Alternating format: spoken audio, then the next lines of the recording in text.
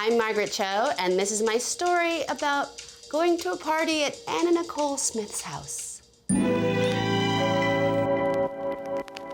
I spent a lot of time trying to be sober, and so I was like sober for a while, but then I got this invitation to go to Anna Nicole Smith's house. My friend Bruce and I, we got picked up in a white van and taken to this very, very large mansion. We went inside and there really was nobody there. And it wasn't like we were there early. You know, in Hollywood, you just don't go to a party before 11 o'clock or something. Suddenly I spot Anna Nicole Smith. Of course, she was just as beautiful as anyone could imagine. She was with her attorney, Howard K. Stern. So they see me, and they grab me, and they take me away from me. They go, oh, thank God you're here, thank God you're here, we love you, we love you. And there was like hugs, and I couldn't believe she knew my name, and I was really, really excited. And I just left my friend behind. And so we're outside in this really gorgeous manicured lawn, statues and beautifully sculpted hedges. One of the sculptures was Anna Nicole Smith's naked body, completely made of ice. It had a function that you could pour a shot of Jägermeister into the mouth and it would go through the ice body and then you could receive it or suck it out of her vagina.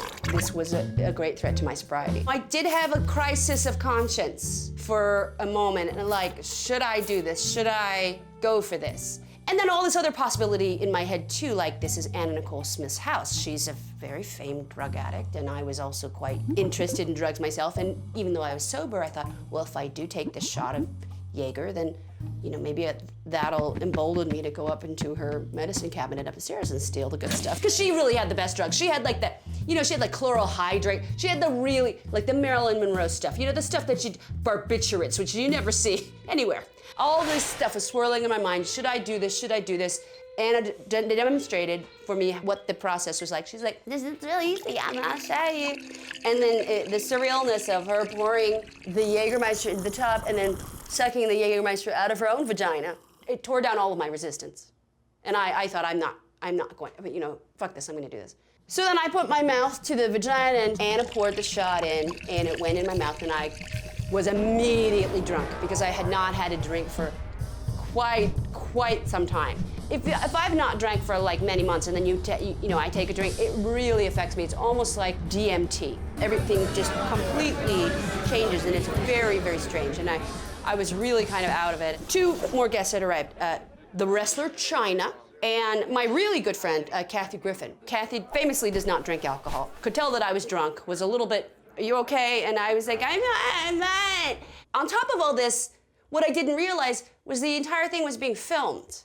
We were being filmed by a reality television crew. And at one point, Anna was saying something, I wasn't really sure what she was talking about something. I grabbed her by the shoulders, and I actually slammed her against the wall, and we started kissing. Her mouth was very soft, just like you think Anna Nicole Smith's mouth would be. Delicious, salty and sweet and womanly. It tasted vaguely of pickles, a dill pickle spear.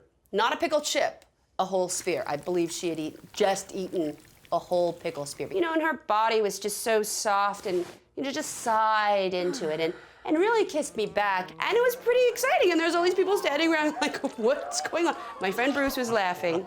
I think Kathy turned and walked out. I believe she just turned around and walked out. She's like, you're drunk, and just walked out.